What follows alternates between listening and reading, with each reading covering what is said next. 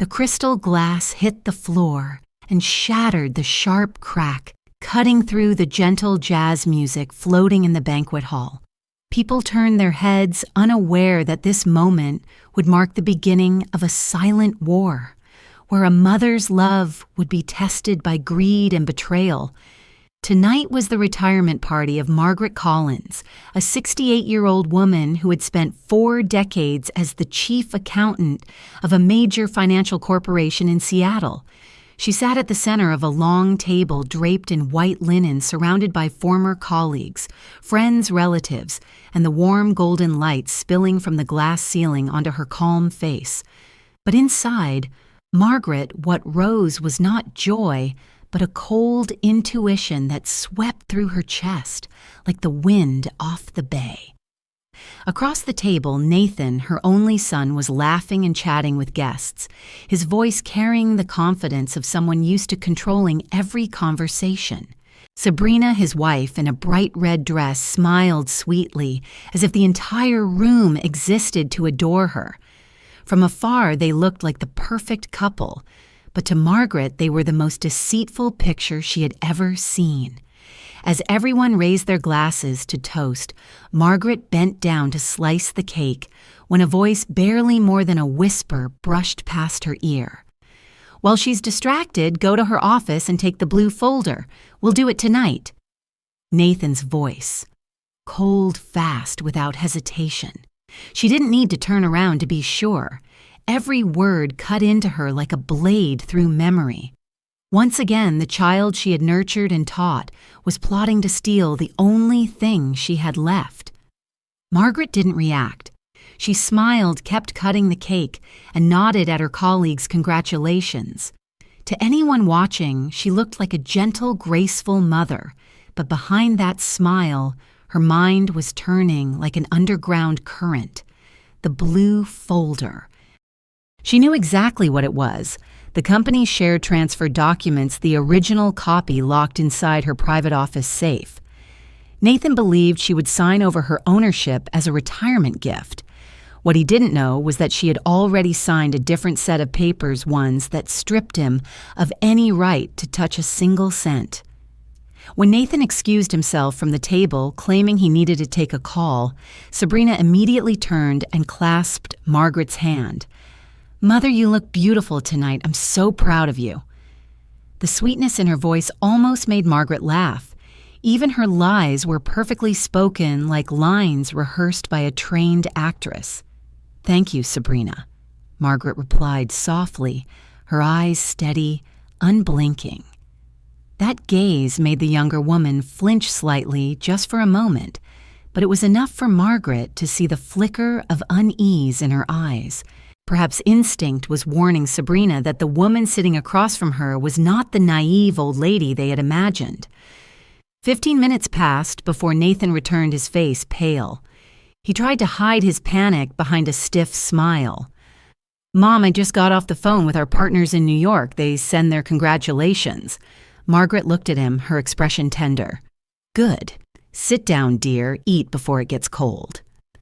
Sabrina glanced between her husband and Margaret, forcing a smile. No one else at that table knew that something had broken, not the crystal glass on the floor, but the perfect plan they had built together. Margaret continued chatting lightly with her colleagues, but in her mind she was already arranging every step.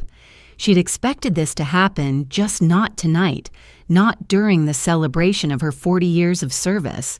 She thought to herself, "Nathan, you've forgotten who taught you to read numbers in the first place?" Outside, Seattle's weather had turned to rain. The wind beating against the restaurant's windows sounded like a warning from the past. Margaret remembered the day Nathan was born in their small Green Lake apartment, the nights she stayed awake balancing ledgers to the sound of his crying. Every dollar she saved had gone toward his education, his home, his future. Yet the more she gave, the more she lost trust, gratitude, and eventually the bond between mother and son. Her old friend Lydia approached. "Maggie, are you all right?" "You look a little tired." Margaret smiled softly. "I'm fine, just a bit too many memories." Lydia's eyes flicked toward Nathan, then back to Margaret, carrying an unspoken warning. "Be careful, Maggie. He's just like his father was." The words made Margaret's chest tighten. Yes, her late husband Charles had betrayed her in a different way, stealing her trust. Now her son was following in his footsteps, only more calculated, more heartless. When the party ended and the guests began to leave with cheerful goodbyes, Nathan and Sabrina kept up their act of being the devoted children, escorting guests, exchanging empty pleasantries. Margaret stood by the doorway watching them, as if watching two actors in a bad play. She lifted her wine glass and turned it slowly between her fingers, the liquid catching the golden light. While she's distracted, the words echoed in her head, twisted and distorted. A cold gust swept through the room, scattering a few petals from the table arrangements. She set the glass down, put on her coat, and walked slowly toward the exit. "Mom let me drive you home," Nathan offered quickly. She turned to him, her expression calm. "That won't be necessary. I can manage. I still remember the way, my dear." Her voice was gentle, but each word fell heavy as stone. Nathan froze, not understanding why her tone made him shiver. Margaret's car rolled out of the parking lot, leaving behind the dim lights and two faces struggling to hide their fear. On the road, she opened the window and let the sea wind rush in the air, thick with rain and salt that stung her throat. She took out her phone and dialed a number saved long ago. "Harold, it's me. Activate Plan C. Tonight." A calm male voice on the other end replied, "I assume they've made their move." "And I've made mine first," Margaret said quietly. She hung up and leaned back in her seat, the passing streetlights casting shifting patterns across her face, like fragments of memory. The battle had begun. But none of them knew that the woman they had underestimated, the one they thought was frail and harmless, was the only person holding the entire board in her hands. When the car stopped in front of her apartment building, Margaret looked up at the rainy sky and smiled faintly. "My son, you forgot one thing. I'm the one who taught you how to calculate profit. But I also know how to erase bad debt." And that night in Seattle, beneath the steady sound of rain on the cold, glistening streets, a quiet, intricate, and merciless revenge began hidden beneath the gentle facade of a mother who seemed to have stepped back from life, but in truth had just made her opening move in the final game. Nathan woke up in the middle of the night, cold sweat clinging to his forehead, his mother's words from the party echoing in his head. "I still remember the way my son." A simple sentence, but one that kept him from falling back asleep. Beside him, Sabrina stirred and mumbled sleepily, "What's wrong with you?" Still worried about the files, Nathan stayed silent. He didn't want to admit that what scared him wasn't the missing documents, but his mother's eyes that seemed to pierce straight through every layer of pretense. The next morning, rain was still drizzling softly over the city. Margaret woke early, brewed her coffee, the rich aroma filling her small apartment on the 20th floor of a new high-rise. No one knew about this place, not even Nathan. She had moved here 6 months ago, the moment she sensed the chill in her son's voice whenever he asked about the company papers. From then on, Margaret lived two lives by day, the gentle, loving mother, and by night, the woman quietly transferring pieces of her assets beyond her son's reach. Sitting by the window, watching raindrops fall onto the bay, she listened to her heartbeat steadying itself. It all began with the child I raised, she thought. A mother's sin is believing gratitude lasts forever. The phone rang. It was Harold Finn, her private lawyer, the only one who knew the truth. "I've locked all company accounts under your name. No one else can access them. The documents have also been moved to the bank's secure vault." Margaret smiled. "Good. Thank you, Harold. Let them think they're winning." "You still plan to stay silent?" "Yes. I want them to destroy themselves. like moths to a flame. Across town, Nathan entered the office. He opened the safe, searching for the blue folder, but inside were only blank pages. On the desk lay a small card with his mother's handwriting, "Never steal what you don't understand the value of." He threw it to the floor, his face flushing red. Sabrina stepped in, looking at the mess. "Calm down," she said softly. "Maybe she just moved it to another bank." "No." Nathan rasped. "She knows everything. She's been planning this for a long time." Sabrina crossed her arms, her eyes gleaming with calculation. "If your mother has prepared, then we must prepare too. We'll make people believe she's losing her mind. Once they think she's not mentally sound, the court won't recognize any document she has." Nathan looked at her, hesitated, then nodded. He had studied law, he knew this was dangerous, but his hunger for power drowned out caution. Margaret didn't know that morning her old friend Lydia had stopped by carrying a basket of warm pastries. "How did he look at you last night?" Maggie Lydia asked. Margaret shrugged, like a man who struck a match but hasn't yet seen the fire. Lydia sat down and took her hand. "He's not that little boy anymore. That son of yours now has the same eyes as your husband once did." Margaret said nothing. For a moment, memories flooded back the years with Charles, the man with a warm smile and a heart of ice. He had once told her, "Don't worry about finances, I'll handle it." A year later, she discovered he had gambled away her savings in reckless investments, leaving behind a mountain of debt. From that day, she swore no one would ever control her life again. That afternoon, Nathan called, his voice feigning affection. "Mom, I dropped by the office and noticed you forgot to sign a few papers. I can come by to pick them up so you can rest." Margaret replied slowly, "No need, dear. I'll come sign them in the morning, but it's raining. You don't need to go anywhere. I'll handle it for you." "Thank you, but I still remember the way. And I can still read numbers, Nathan." Her tone was gentle as a breath, yet the words sent chills down his spine. When the call ended, Margaret stood and opened the small safe in her room. Inside was the legally sealed document transferring all her shares into a trust fund named Collins Trust, where she was the sole beneficiary. No one, not even heirs, could access it until her death. "Every move is in place," she whispered. "Now I just have to wait for them to destroy each other." That night, Nathan and Sabrina met at a lakeside bar. Sabrina pulled a thin folder from her bag. "This is a copy of the guardianship statute. If we prove she's showing signs of memory loss, the court will grant the children control of her assets."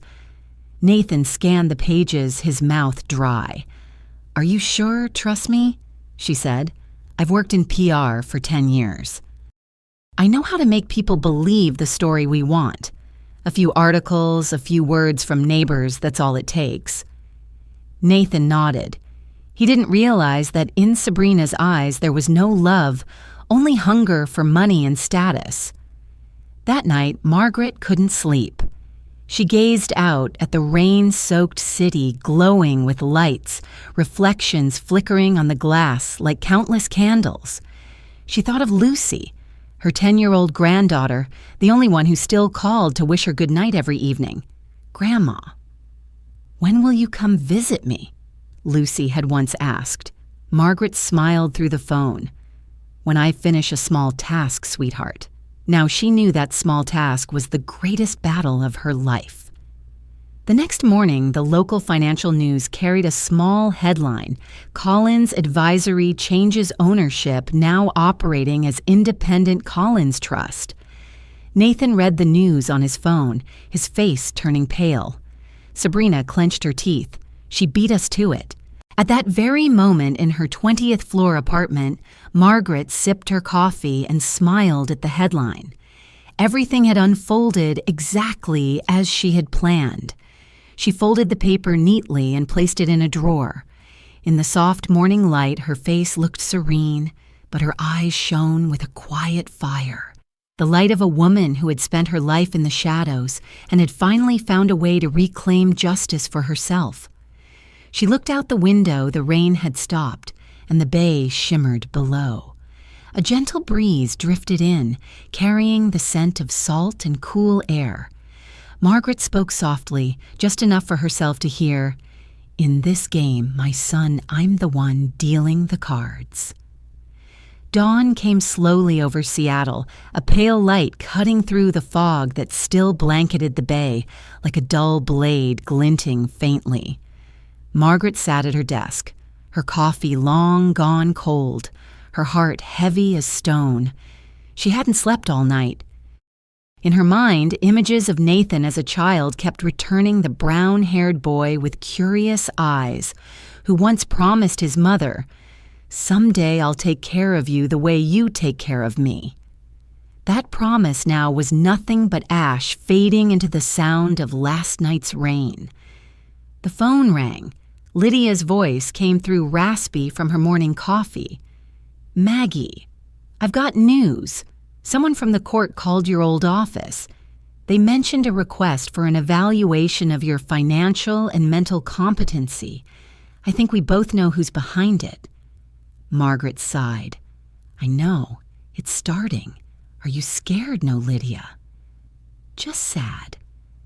After the call, Margaret put on her coat and drove north through the damp city. The rain had stopped and the wet streets shone like mirrors. She parked in front of a red brick building, St. Clair Hospital, where she had once worked as an accountant 40 years ago. Nothing seemed to have changed: the smell of disinfectant, the squeak of wheels, the sound of rubber soles on tile. She went to see an old friend, Dr. Francis Moore, a psychologist, Margaret Collins. Francis looked up, his tired eyes brightening. "I thought you were retired." "I am, and now I need to prove I'm still sane enough to live my own life." Francis chuckled. "I don't need a test to know you're sharper than half the young people I see, but if they want paperwork, I'll give them paperwork." 2 hours later, she left the hospital with an official certificate signed and stamped, confirming she was completely lucid, showing no signs of memory loss or inability to manage her own finances. She slipped the document into an envelope and tucked it into her coat pocket. Everything was ready for the next move. That afternoon, Nathan called, his voice carefully casual. "Mom, I heard you met with a psychologist. Are you feeling all right?" "Perfectly fine, Nathan.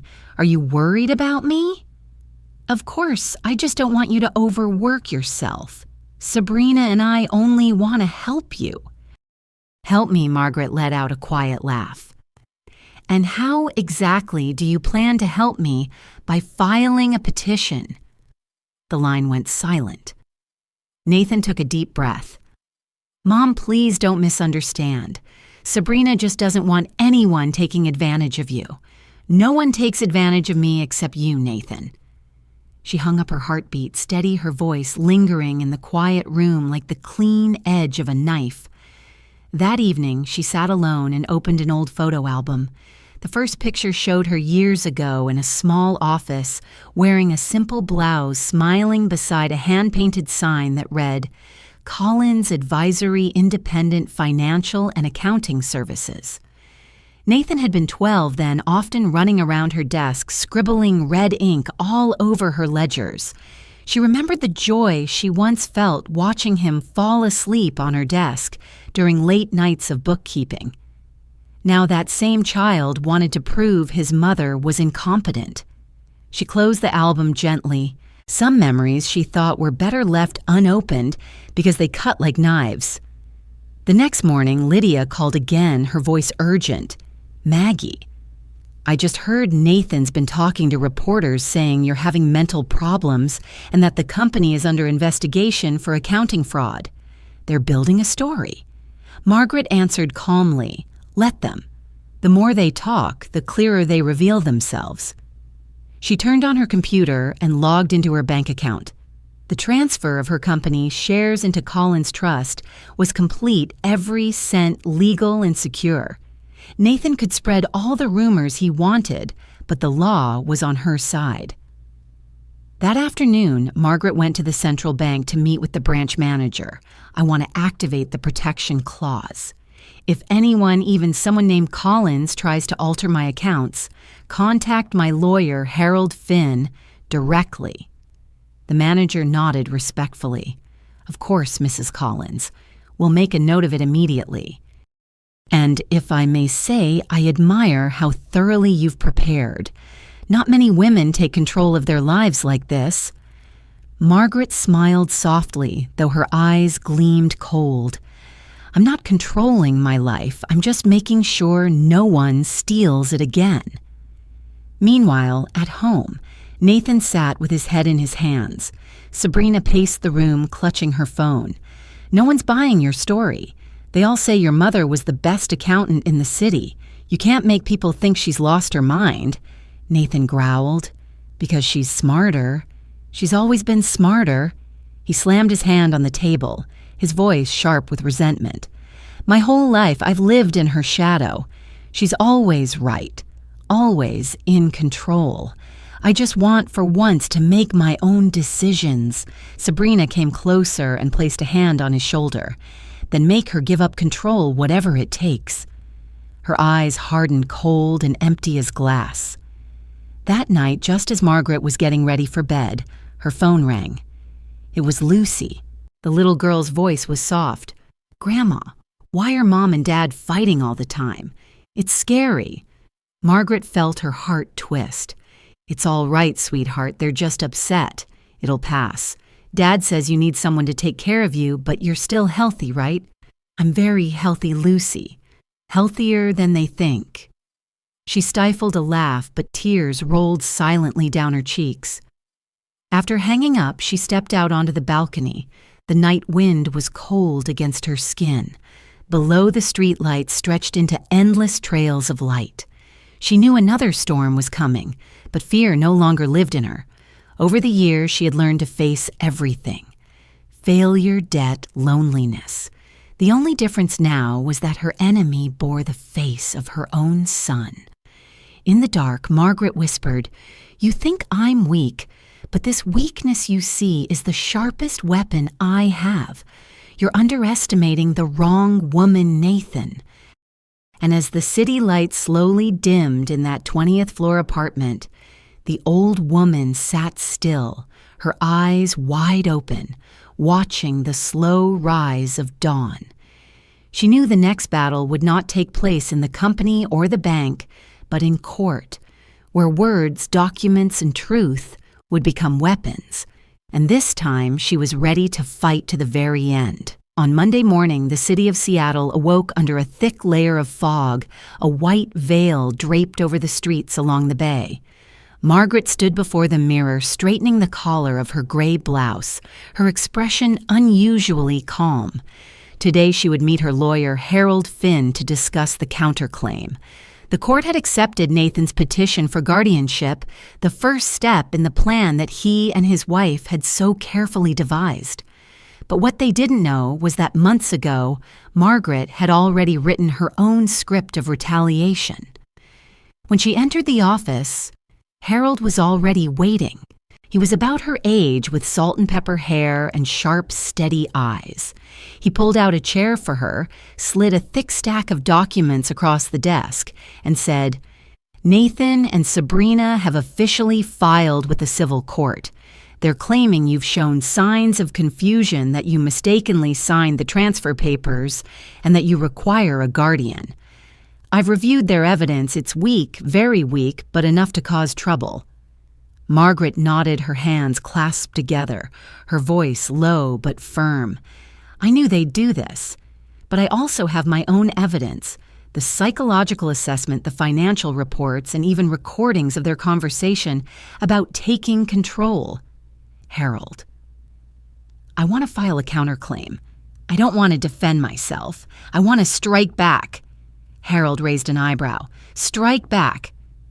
How far are you willing to go? Far enough that they'll never dare again." She answered, meeting his gaze. "I was betrayed once by my husband. I won't let history repeat itself with my son." He studied her for a long moment, then gave a faint smile. "All right. If that's your choice, we'll play by your rules." Around noon, Nathan and Sabrina appeared at Lydia's house, the old neighbor who had once been close to Margaret. They pretended to be concerned, asking questions about their mother's condition. Lydia listened, watching them carefully, as if observing two clumsy actors on stage. As soon as they left, she called Margaret. "Maggie, those two just came by. They said you've been confused, mumbling nonsense, signing the wrong papers. When I asked if they had proof, they said they have witnesses." Margaret let out a soft laugh. "Their witnesses are people they paid Lydia. Let's see whose truth the court believes." Late that afternoon, Margaret returned to her apartment and opened her laptop to review the surveillance footage. A week ago, she had installed cameras around her home to protect herself from false accusations. The recordings clearly showed her working, walking, and writing down every expense, a flawless record to counter any claim of incompetence. Watching herself on the screen, sitting in the sunlight that glinted off her silver hair, Margaret smiled faintly. "The world thinks older women do nothing but knit," she murmured, "but they forget we've been calculating all our lives." Meanwhile, Nathan sat in a downtown bar, a full glass of whiskey untouched before him. Sabrina spoke nonstop, her tone sharp as a blade. "When we're in court, you just need to look worried like a loving son. I'll tell them she forgot Lucy's birthday, that she left the door unlocked. Little details like that will make the court believe she's slipping." Nathan stared out the window where the rain had started again. "If she wins, we'll lose everything." Sabrina gripped his hand tightly, her voice hissing through her teeth. "No one's going to believe a 70-year-old woman is completely sound. Trust me." But what Sabrina didn't know was that in the cafe across the street, Harold sat with his private investigator. They had recorded every word of the conversation. "She made it too easy," Harold whispered. "We don't even need to look for evidence, they just handed it to us." That night, Margaret returned home and opened an old notebook. Between its yellowed pages, she wrote a few new lines. "The day my son filed a petition against me, I didn't feel anger, only sorrow. Because when a person loses honesty, they lose their soul, and a soul can never be bought back with money." The rain hammered against the windows. She turned off the lights, leaving only the dim glow of her desk lamp illuminating a photograph of her and Nathan when he was 15. They stood on the beach holding a kite, both smiling brightly. She gazed at it for a long time, her eyes shifting slowly from tenderness to resolve. "My son, I still love you," she whispered, "but I won't let love turn me into prey." The next morning, Margaret walked into King County Court. Her footsteps echoed steadily across the cold marble floor. At the end of the hallway, Nathan and Sabrina were waiting. When they saw her, they both stood their faces a mix of surprise and unease. Margaret looked nothing like the confused old woman they had described, her black coat crisp. Her hair neatly tied her posture, straight, her eyes sharp as a blade. "Good morning," Mother Nathan said, forcing a gentle tone. "Good morning, son," she replied quietly, her voice calm but cold. "Beautiful day, isn't it perfect for a hearing?" Sabrina pressed her lips together, glancing nervously at Harold standing behind Margaret. Nathan swallowed hard, feeling the courtroom floor turn to ice beneath his feet. The first hearing lasted only 2 hours. Nathan's side claimed that Margaret had shown financial irregularities, social withdrawal, and had transferred assets without proper notice. The judge listened silently, his expression unreadable. When it was Harold's turn, he spoke in a composed, steady voice, presenting the psychological certificate, the verified bank reports, and the recording of Sabrina saying, "We'll make the court believe she's lost her mind." The room fell completely silent. Nathan's face went pale, and Sabrina froze in her seat. The judge looked up at Margaret. "Do you wish to say anything, Mrs. Collins?" Margaret stood. "I only wish to say this. I spent my life teaching my son the difference between right and wrong, but perhaps he never learned that lesson. I don't need a guardian because the one who truly needs guardianship is his own conscience." Murmurs rippled through the courtroom. Nathan lowered his head, his hands clenched tight. Sabrina avoided every gaze. Harold simply nodded, knowing the board had already tipped. When Margaret left the courthouse, she said nothing. She walked straight outside and drew in the cool air after the rain. Droplets sparkled in her hair like tiny stars. She knew the battle wasn't over, but the first victory was hers, not only in law, but within herself. That night, as the city lights flickered on, she wrote in her journal, "Today was the first day I felt no fear. When truth stands with you, silence itself becomes the strongest voice." That afternoon, heavy rain swept across Seattle. Gray clouds rolled low over the bay, turning the water into a dark mirror, and the wind lifted the waves onto the shore in cold silver streaks. Margaret sat alone in her 20th floor apartment, the cup of tea in front of her long gone cold. Everything seemed to have calmed after the hearing, but she knew that people like Nathan and Sabrina never stopped. The phone rang, an unknown number flashing on the screen. She answered, her voice steady. "Mrs. Collins, this is David Grant, a private investigator hired by Mr. Harold Finn. I've been monitoring some of your son's recent activities. I think you'll want to hear this." Margaret leaned back in her chair and closed her eyes. "Go on." Yesterday afternoon, Nathan and his wife met with a man named Black, an attorney who specializes in fraudulent trust transfers. They were discussing how to prove that the Collins Trust was established when you were temporarily incompetent. I've recorded the conversation and will send it to Mr. Finn immediately. Margaret opened her eyes, her pupils tightening. "Thank you, Mr. Grant. Keep watching. I want to know everything." She hung up her chest, filled with a storm of anger and sorrow she couldn't name. Her son was sinking deeper past the point of return. She walked to the window, watching the rain strike the surface of the bay.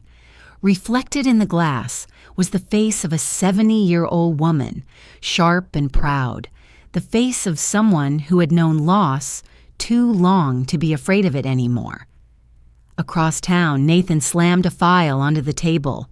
"This can't be. The court rejected our petition, and the public's on her side. I have to take back what's mine." Lawyer Black adjusted his glasses and replied calmly, "What's yours, or what belongs to the person who created it?" "What did you just say?" Nathan growled. "I said some battles can't be won with law, only with faith. But I suppose you don't have faith, only greed." Black gathered the papers into his briefcase. "I'm done with this case. Be careful, young man. Your mother is smarter than you think." The door closed, leaving Nathan fuming. Sabrina stepped forward, laying a hand on his shoulder. "Let it go. We'll find another way. Your mother can't live forever. The money will be ours eventually." Nathan pushed her hand away. "You don't understand. I don't just want the money anymore. I want her to admit she can't beat me." Meanwhile, when Harold received the recording, Margaret went to his office that same evening. The old building near the harbor glowed faintly under the yellow light of his desk lamp, the thick case files spread out before them. Harold turned on the computer and played the audio. Sabrina's voice came through clearly. "If we can get her to sign a supplemental trust transfer with a fake witness, claiming she agreed, then taking money from the fund will be legal." Then Nathan's voice cut in, sneering, "She won't suspect a thing. Old as she is, no one reads the fine print anyway." Margaret closed her eyes. For the first time in years, her heart sank. Not out of fear, but sorrow. How could the son she once taught that a dollar unearned is a shameful dollar speak such words? Now Harold broke the silence. We can use this as evidence of intentional fraud. But are you sure you want to bring your own son into a criminal court?" Margaret stayed quiet for a long moment, then spoke softly. "No, I don't want him in prison. I just want him to see the consequences to know how far he's gone. But if he takes another step, I won't hold back." Harold nodded. "Understood. I'll keep the recording safe. You should prepare for whatever comes next." The following morning, the newspapers ran the headline, "Former Chief Accountant Margaret Collins regains control of her assets after guardianship case, a victory for independent women." The story spread quickly. Financial forums hailed her as a symbol of clarity and wisdom in later life. Old colleagues from St. Clair Hospital called to congratulate her, and Lydia arrived at her door with flowers. Yet in that high-rise apartment, Margaret felt no triumph, only a hollow ache where a mother's love used to live. That afternoon, the doorbell rang. Lucy stood outside, raincoat soaked, her wide eyes filled with fear. "Grandma, I ran away. Mom and Dad are fighting again. I'm scared." Margaret bent down and wrapped her arms around the trembling child. "It's all right, sweetheart. Come in. I'll make you some cocoa." While Lucy sat curled up on the sofa, Margaret called Nathan. "Lucy's here with me." On the other end, his voice shook with anger. "You defy me so completely you'd even hide my daughter." "No," she said calmly, "but I won't send a child back to a house full of lies and hatred. When you're clear-headed again, you can come for her. You have no right." "On the contrary, Nathan," she said softly, "I have every right to protect the only pure thing left in this family." That night, as Lucy slept peacefully in the small guest room, Margaret sat at her desk writing a letter by hand, an old habit from the days before email. She wrote to her son, Nathan, "I no longer wish to fight. I only want you to look at yourself. I once believed power and money could save this family, but they are the very things destroying us. If you remember even a little of the mother who stayed up all night when you were sick, stop now. If you don't, next time you won't be the one suing me. You'll be the accused." When she signed her name, tears fell onto the page. She folded the letter and set it on the table. Outside, the rain had stopped, and the night sky reflected the city's lights like 1,000 suspended tears. Margaret rose and stepped out onto the balcony. She took a deep breath, her shoulders straight, her eyes fixed on the distant harbor lights flickering in the dark. She knew the next chapter of this battle would no longer be about law or property. It would be the final confrontation between two souls, between a mother who wanted to save and a son who had forgotten what it meant to be loved. The next morning, the first rays of sunlight after many days of rain streamed through the window of the 20th floor apartment, glinting on Margaret's silver hair. She stood quietly, holding a cup of coffee, her gaze fixed on the bay shimmering below. Lucy was still asleep in the small bedroom, her breathing calm and steady, her face peaceful, as if the chaos of the outside world could never reach her. Margaret knew that as long as she could look at that child, she would always have a reason to keep going. Harold called his voice low and steady. "I just received word. Nathan has filed an appeal. They're requesting a retrial, claiming to have new evidence." Margaret's lips curved faintly. New evidence? Or just old lies painted with fresh polish? "Maybe both," Harold replied. "But they've hired a PR team to manage their image.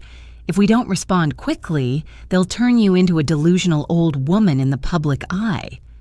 Margaret set her cup down, her eyes sharpening. "Then we won't just respond, Harold. We'll take the lead." That afternoon, she went to the newspaper office that had published her story. The reporter, a young woman named Amanda, greeted her with respect. "I want to write a follow-up, Mrs. Collins. Your story has inspired so many independent women." Margaret looked at her calmly but firmly. "Thank you, Amanda. But this time, I want to tell a different story about truth. Not to protect my reputation, but so people understand that old age does not mean weakness. Amanda nodded, her eyes lighting up. I understand. A direct interview. You speak, and I'll write every word as you say it. 2 days later, the interview appeared on the front page. The headline read boldly, "I'm not losing my mind. I've just learned not to trust family too soon." In the article, Margaret recounted her journey to independence, the years she spent building Collins Advisory from nothing, and how she overheard her own son plotting to steal her assets. There was no bitterness in her words, only the quiet power of truth spoken plainly. The article spread quickly. Public opinion shifted. Those who once believed Nathan began to doubt. Television networks invited Margaret to join discussions on elder autonomy. During one taping, the host asked Mrs. Collins, "Do you still believe in family?" Margaret paused before answering softly, "Family doesn't disappear. It simply changes shape. When my son tried to destroy me, I realized something. Some people have to fall to the depths of their own greed before they learn how to love again. I'm waiting for that, but I'm not afraid." Meanwhile, Nathan, watching the broadcast, hurled his phone against the wall in rage. Sabrina tried to calm him. "Don't worry about the public. The more you fight back, the more sympathy she gets." But Nathan wasn't listening. He stepped out onto the balcony, cold wind whipping across his face as he stared at the rush of cars below. All his life, he had tried to escape his mother's shadow, the perfect woman in everyone's eyes. Now she had become a public symbol, and he the villain. A sense of defeat crept through him, bitter and metallic. That evening, Sabrina went to see Margaret without calling ahead. She stood at the door, rain-soaked. Margaret opened it, unsurprised. "I figured you'd come sooner or later." Sabrina stepped inside, her voice low. "I'm not here to apologize. I'm here to tell the truth." "Really?" Margaret gave a faint smile. "I didn't think truth was something you believed in. This time I have to. Nathan doesn't just want money anymore. He hates you. He says he's lived his whole life in your shadow. He's changed tactics. He's claiming a hereditary mental disorder to request a full psychiatric review of your estate, saying you've been unstable for years. They might dig up your old medical records." Margaret's expression didn't change. "You're warning me out of guilt," Sabrina let out a dry laugh. "No, because I know how this ends. When a man is consumed by hate, he destroys himself. I won't go down with him. And I owe Lucy." Margaret looked at her, her cold gaze softening. "Thank you. You've chosen the right moment to wake up." After Sabrina left, Margaret called Harold. "Check if Nathan really filed for a new evaluation. He did this morning. But here's the interesting part, Mrs. Collins. The file includes a forged authorization with your signature. I've sent it for analysis, and we can prove it's fake." Margaret exhaled slowly. "Good. I don't need revenge. I just want the truth to reveal itself." 3 days later, the court convened again. The room was packed with journalists and onlookers. Nathan wore a black suit, his posture confident, but his eyes sunken. When the prosecutor questioned him about the forged authorization, he claimed it wasn't submitted by him, that it must have been a misunderstanding. But the handwriting analysis revealed that the fake signature had been copied from an old contract Nathan himself had kept. The courtroom murmured. The judge's voice was cold. "Mr. Collins, do you have anything to say before I close this hearing?" Nathan swallowed hard and looked at his mother. Margaret sat still, silent as stone. There was no mockery in her eyes, no anger, only exhaustion and a deep, quiet sadness. I just wanted to keep what belongs to my family," he said weakly. Margaret replied softly, yet her words carried through the courtroom. "No son. You wanted to keep what I built. and that will never belong to you until you learn to respect the one who created it." The room fell silent. The judge struck his gavel. The court upholds the previous ruling. The appeal is denied. The forged authorization will be forwarded to the authorities for investigation. As people began to leave, Nathan kept his head down, avoiding every gaze. Sabrina waited in the hallway, not daring to approach. Margaret walked past them slowly, her eyes bright, unwavering.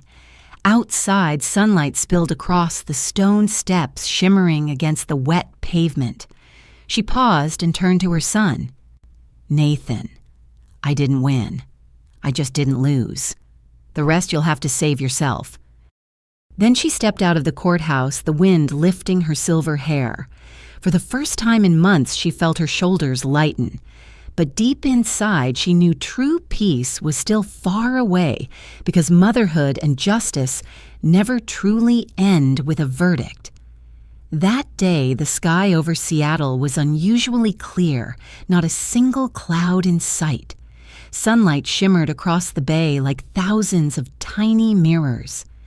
Margaret sat on the terrace of a small cafe near the courthouse, a steaming cup of cappuccino before her untouched.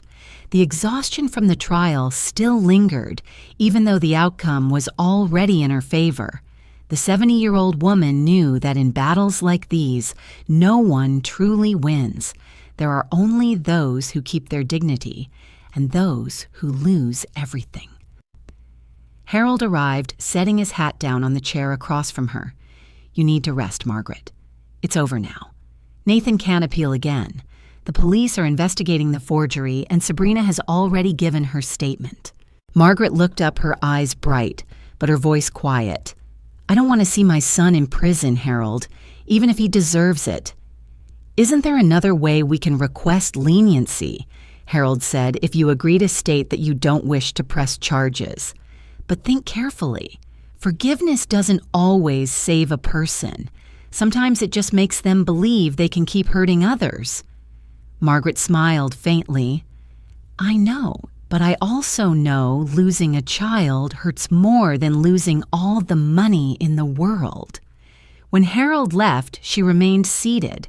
In her mind, Nathan as a child came back to her, the little boy who once sat in her lap learning his first numbers, the child who gave her crooked birthday card scribbled with the words, "I love you, Mom." She wondered at what point that boy disappeared, replaced by a man so ambitious and proud he was willing to destroy his own mother. That evening, Margaret returned home and Lucy ran to her. "Grandma, I saw you on TV. They said you're the strongest woman in Seattle. My teacher talked about you in class today." Margaret hugged the little girl tightly, breathing in the scent of her hair, her heart softening. "Strength doesn't mean winning, my dear. It means having the courage to stand up. Remember this, Lucy. People can take your money, your reputation, but they can never take your mind or your dignity." "I'll remember," Lucy said brightly. Then she hesitated. "But are you sad, Grandma, because of Dad?" Margaret froze, her hand tightening slightly. A heavy silence passed before she smiled softly. "Yes, sweetheart, I am. But sadness doesn't mean weakness. Sometimes we must accept sorrow so we don't lose ourselves." Late at night, after Lucy had fallen asleep, Margaret sat at her desk and opened her old journal. The faded handwriting was still there. "If one day your son betrays you, remember that love doesn't die. It only changes shape. Keep your heart pure." She picked up her pen and added, "Today, my son lost, but the real loser is me because I let my trust be torn apart." Across the city, Nathan sat in a dark apartment, empty bottles scattered across the floor. Sabrina had left that morning, taking her suitcase and leaving behind one bitter sentence. "You haven't just lost money, you've lost your soul." He stared out the window at the blurred city lights. In his mind, his mother's voice echoed. "The one who truly needs guardianship is your conscience." Nathan let out a dry laugh, then buried his face in his arms. He laughed, and then he cried. The next day, Harold called Margaret. "Mrs. Collins, Nathan came to my office this morning. He wants to see you just once. No press, no lawyers." Margaret was silent for a long moment. "Do you think I should go?" "Maybe you should," Harold said gently. Sometimes what they need isn't a chance to explain, it's a mother's eyes looking at them. That afternoon, Nathan appeared at their old cafe, thin and pale. Gone were the tailored suits, replaced by a wrinkled shirt and weary eyes. Margaret arrived moments later, her steps slow and composed. He stood and spoke softly. "Thank you for coming." "What do you want to say, Nathan?" She asked, her voice as light as the breeze. "I was wrong," he said, lowering his head, his voice hoarse. "I thought if I took the company, if I proved I was better than you, I'd finally feel free. But now, I just feel empty." Margaret didn't answer immediately. She looked at her son for a long time, searching for any trace of the little boy he once was. Freedom. Nathan doesn't come from taking what isn't yours. It comes when you can live without lies. His voice trembled. "I know, but I don't know how to start over. Can you forgive me, Mom?" She stayed silent. Outside, the cries of seagulls echoed over the harbor, the wind carrying the salty air. Finally, she spoke softly. "Forgiveness isn't a gift I can hand you. It's something you must earn. Live honestly, start again. When you do, I won't need to say I forgive you because it will already exist in my heart." Nathan left the cafe, his figure disappearing into the crowd. Margaret stayed behind for a long time. Inside her was a strange feeling, not quite relief, not quite sadness. Just peace, like the calm surface of the bay after a storm. That night, Lucy sat on the couch watching her grandmother. "Grandma, Dad called me today. He said he's going to try to be a better person, so I'll be proud of him. He said he's going to write you a letter to apologize." Margaret smiled gently. "That's enough, Lucy. Do you see people only change when they see themselves through someone else's eyes, and in yours, your father still has a chance." As night fell, Margaret stepped out onto the balcony. The wind carried the scent of salt and jasmine from the garden below. The city glowed, its lights dancing on the water's surface. She took a deep breath and closed her eyes. All her life she had fought, built, and protected. But perhaps for the first time she understood that letting go could also be a form of strength. She turned back toward the small, tidy apartment, simpler than the old house that once held so many memories. What remained now wasn't possessions or wealth, but peace. She took a sheet of paper and wrote briefly, "Today I have won. Not in court, but within myself, because in the end I still have enough love left not to become like them." As she set the pen down, she heard the soft chime of the wind bell on the balcony. The sea breeze drifted in, cool and clear. Margaret smiled faintly. After 70 years, her life had finally returned to its true rhythm, no longer ruled by numbers or contracts, but by breath and the freedom she had reclaimed with everything she had. That night, Seattle was unnaturally still. On the 20th floor, an old mother sat by her window gazing at the moonlight spreading across the bay like a sheet of silver. For the first time in many years, she no longer felt cold because in her heart, a chapter had closed, the chapter of loss, betrayal, and at last, forgiveness. The next morning, Margaret woke to the soft light of dawn seeping through the curtains. Autumn had arrived in Seattle. The sky was crystal clear, and the salty breeze from the bay drifted in like the breath of a new day. On the table lay a neatly placed envelope, Nathan's letter. She stared at it for a long time, her fingers gently brushing the paper before she sat down and opened it. Nathan's handwriting was still hurried and slightly slanted, but each line carried the weight of remorse. Mother, I've read every article, every word you said in court. I'm ashamed.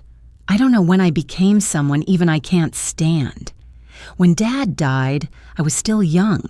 You were always strong, sometimes too strong, and it scared me. I thought if I didn't win something for myself, I'd always be living in your shadow. But now I understand. All I needed was to be a decent man for you to be proud of me. I'm not asking for forgiveness. I just want you to know that I've begun again. Nathan. When she reached the last line, Margaret sat still. No tears fell, only a warm ache spread through her chest. She folded the letter carefully and placed it beside an old photograph of the two of them at the beach. In the picture, young Nathan smiled brightly, holding his mother's hand tightly. That image had never disappeared, only buried under the dust of time and pride. A week later, Margaret received an invitation from a local university. They wanted her to speak at a seminar titled Women and Financial Independence in Later Life. She hesitated, then agreed. This was no longer just her story. It was a warning and an inspiration for women who had once been underestimated. On the day of the seminar, the auditorium was packed. Margaret stepped onto the stage, her silver hair neatly tied back her light gray suit, giving her both simplicity and authority. When the applause faded, she began calmly. I was once a mother who believed love was enough to hold a family together, but I forgot that love cannot save those who do not wish to be saved. I'm not telling this story to complain, but to remind you that it is never too late to protect yourself. The hall was silent. She spoke of how her son had manipulated her, accused her of incompetence, and how she had fought back with law intelligence and dignity.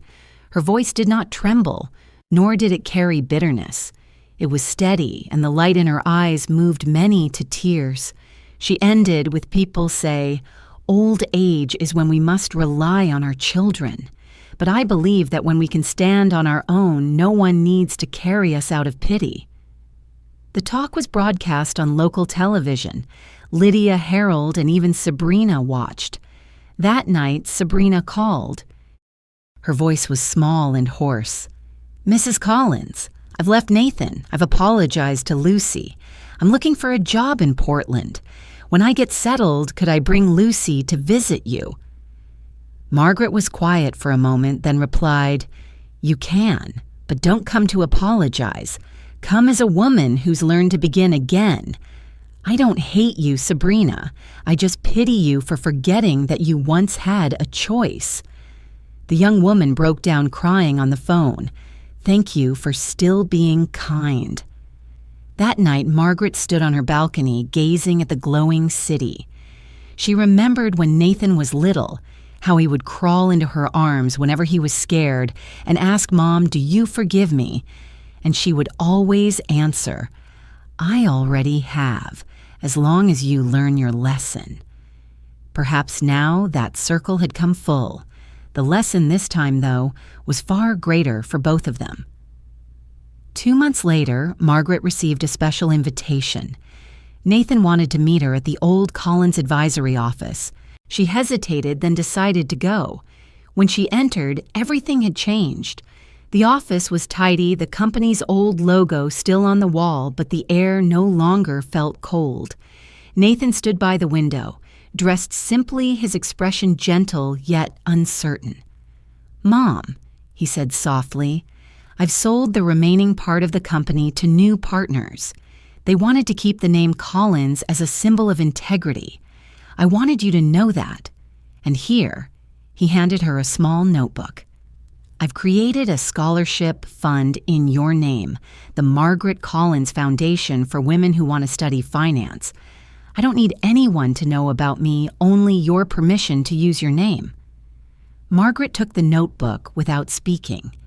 The wind from the window lifted a few strands of her silver hair across her face. Finally, she nodded. "You're on the right path, Nathan. Don't stop now." He bowed his head, tears slipping down his cheeks. "It took me years to realize you weren't my shadow. You were the light. I was just looking in the wrong direction." Margaret placed her trembling hand on his shoulder. "You never lost me, Nathan. I was only waiting for you to finish that lesson." When she stepped out of the building, the sky was painted orange by sunset. On her way home, she stopped by the park where she used to take Lucy for walks. Golden leaves drifted in the breeze, settling on the empty benches.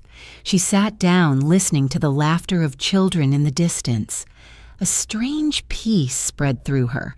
For the first time in years, Margaret felt empty, but full empty of resentment, full of serenity. That evening, Harold called. "Mrs. Collins, I heard about the scholarship fund. Congratulations, you've turned a tragedy into a legacy." Margaret smiled softly. "The greatest legacy isn't money, Harold. It's leaving behind faith in others that they can still be good." The following month, news of the foundation spread across financial platforms. Letters poured in from women thanking her for the inspiration. One student wrote, "Thank you for teaching us that strength isn't found in youth, but in courage." On New Year's Eve, Margaret hosted a small dinner in her apartment. Lydia, Harold, Sabrina, and Lucy were all there. Nathan wasn't, but he sent a bouquet of white lilies and a note. "Mom, I'm working in New York now. I'll come home in the spring. I want to have dinner with you not as a betrayer, but as a grateful son." Margaret read the note and smiled. In the candlelit room, she raised her glass, her voice calm yet clear. "To those who have stumbled and chosen to rise again, to all of us who've learned that true strength comes when we know when to stop." Outside, fireworks burst across Seattle's sky. Lucy ran to the balcony, laughing with delight. Margaret stood by the doorway, watching the colors explode against the dark sky. The new year had arrived, bringing with it a new chapter, one of renewal, of healing, and of a love that didn't need to be perfect, only genuine. As the clock struck midnight, Margaret whispered softly, as if to herself, 70 years old, and at last I understand. Freedom isn't being alone. It's knowing who is truly worth keeping." She looked out over the bay, the fireworks reflected in her eyes, bright and deep. Within her past and present finally merged, not in hatred, but in the quiet glow of forgiveness. And for the first time in many years, Margaret smiled a true smile, the smile of a woman who had endured everything and still had enough faith left to begin again. Spring arrived earlier than usual. Seattle was filled with the scent of gentle rain and the tender green buds along the bay. Margaret woke at dawn, brewed a cup of jasmine tea, and opened the window to let in the breeze. Outside, seagulls circled over the pier. On the table lay a card Nathan had sent the week before Mother. "I'll be home at the end of March. I want to have dinner with you, just the two of us, with no past and no courts." She held the card and smiled softly. There was no longer any tension or bitterness, only a calm stillness, like the surface of the water after a storm. She had been waiting for this meeting, not to revisit the past, but to witness her son stepping out of the shadows on his own. That afternoon, Nathan returned. He looked thinner, his eyes calm, stripped of the arrogance they once carried. When the door opened, they stood in silence for a moment. Then he stepped forward and embraced her without a word. The familiar scent of her son filled Margaret's chest with a feeling both painful and warm. "You really came back," she said quietly. "I came back to say thank you for not giving up on me." Margaret looked at him, her gaze softening. Every mother wants to see her child find themselves again, Nathan. But not everyone gets the chance. They sat at the table sharing a simple bowl of vegetable soup. Amid the quiet clinking of spoons, the silence for the first time no longer felt heavy. Nathan told her he was now working for a nonprofit organization that helps the elderly manage their finances. "I want to use my own mistakes to make something right," he said. Margaret nodded, her voice gentle. "Sometimes we must first do wrong to understand the value of what's right. What matters is that you stopped." When night fell, they walked along the bay together. The wind lifted Margaret's hair, and the lights shimmered across their faces. Nathan paused and said softly, "Mother, I know I can't make up for the past, but I want you to know I've learned something. True strength isn't in the hands of the victor, but in the heart of the one who forgives." Margaret smiled, her eyes glistening. "You're right. And today I can finally say something I never dared to before. I'm proud of you, Nathan." They stood there, saying nothing more, looking out over the vast water where the moonlight stretched into a silver ribbon across the surface. In the end, what remained was not victory or defeat, but the return. Margaret held her son's hand, her heart as light as the breeze. A circle had closed, and in the quiet of the night she knew that at last her life had found peace. That summer came as gently as a breath. Seattle was bathed in soft sunlight and breezes carrying the scent of salt from the sea. After that evening, walking along the bay with her son, Margaret felt her heart as light, as if she had finally set down a stone she had carried for years. Every morning she rose early, brewed jasmine tea, opened the window to let the wind rush in, listened to the cries of seagulls over the rooftops, and felt a peace she had never known before. Nathan now lived nearby and often came for dinner, while Lucy visited every weekend, bringing laughter and her innocent drawings. The once quiet apartment was now filled with warmth. One afternoon, Nathan arrived with a bouquet of lavender, her favorite, and placed it on the table. "Mom," he said, "I've accepted a new job at the community center. I'll be teaching older people how to manage their finances, and I'd like to share your story if you'll allow me." Margaret looked at her son for a long moment, her eyes tender yet proud. "Go ahead," she said, "as long as you tell the truth. People need to hear it not for pity, but to believe that wisdom and courage can bloom at any age." Nathan nodded, and this time his smile was no longer forced, but as pure as it once had been.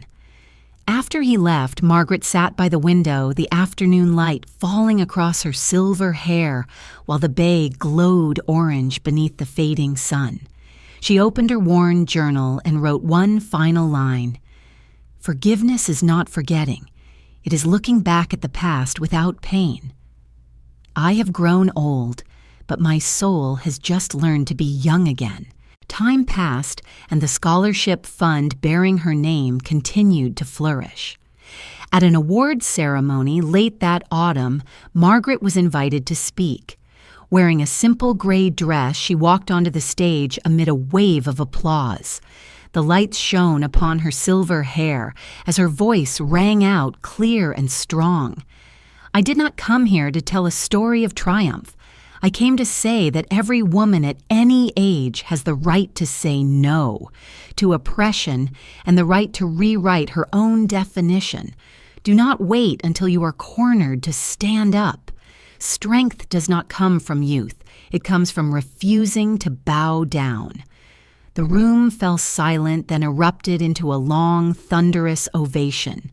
From the front row, Nathan looked up at his mother, his eyes brimming with tears, while Lucy squeezed his hand and whispered, "See, Dad, Grandma is the strongest person in the world." He nodded, his voice trembling. "And this time, I truly am proud." When the ceremony ended, Margaret stepped out of the building into the cool autumn breeze. Golden leaves swirled around her feet as she looked up at the sky. The Seattle sunset glowed like honey, and the city shimmered with reflections across the bay. She smiled, a deep sense of peace rising within her. No more anger, no more fear, only gratitude for having had the courage to walk through every storm and still remain herself. She spoke softly, as if sending her words to those who had once been hurt. Do not be afraid to stand alone. Every storm passes as long as you don't let it take away your self-respect. Walking through the golden light of dusk, Margaret felt as if her whole life had been washed clean. And in that moment, she knew true freedom is not when no one stands beside you, but when you know who truly deserves to stay in your heart.